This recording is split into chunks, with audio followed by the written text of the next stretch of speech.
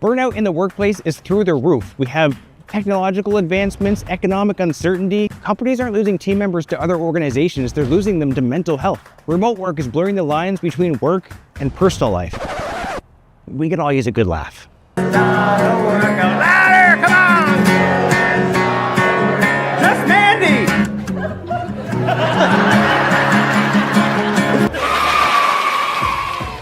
The amazing Rory Gardiner.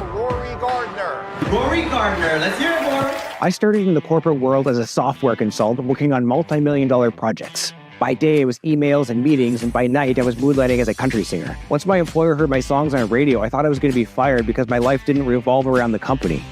Actually, the opposite happened. They'd ask, how do we make our teams more creative? How do we condition them to view challenges as opportunities? I opened up for big artists like Keith Urban. Everything that I wanted to happen, happened, but in no way that I had planned. He is masterful in the way he brings it together, and I know it's going to be one of the favorites of your event. Sometimes projects, personal life, or weather systems don't exactly go according to plan. You okay, eBay? Whoa, look at these. Look at all those trucks. A few months ago, my hometown got hit with 6 tornadoes. Hundreds of people out of their homes, me and my family homeless. We've all faced overwhelming challenge on a project or personal life, but how do you deal with it in the moment for your own sanity while staying unshakable for the rest of your team? No one expects a tornado to come ripping up your driveway. I'm in the living room with the kids. My neighbor's pool lands in the yard, which is a pretty good indication that I should put on some pants. All right, panic sets in. I grab my favorite kid. Yeah, the car's still for sale. Just a few scratches. I mean, nothing that can't really be buffed right out, you know. It's no longer an SUV though. It's a compact lowrider.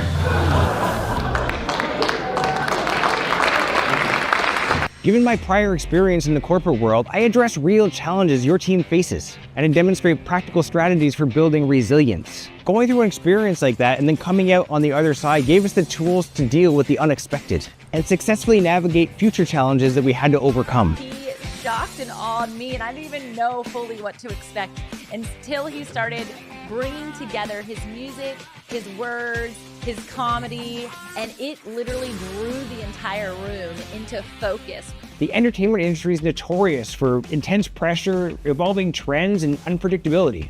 How do we prime our teams to be comfortable in the uncomfortable?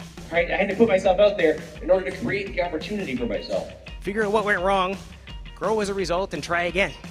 Resilient. He knows that no matter what comes his way, whether it's good or bad, he's gonna hit it face on. Okay, he's just gonna roll with the punches. So what's standing between you and that client? What does that uncomfortable look like for you?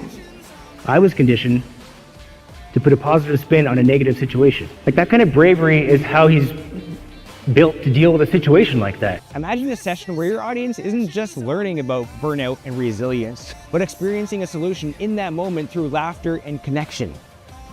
What I'm trying to tell you is I'm pretty much a doctor. We adopt that same discipline in our own industry.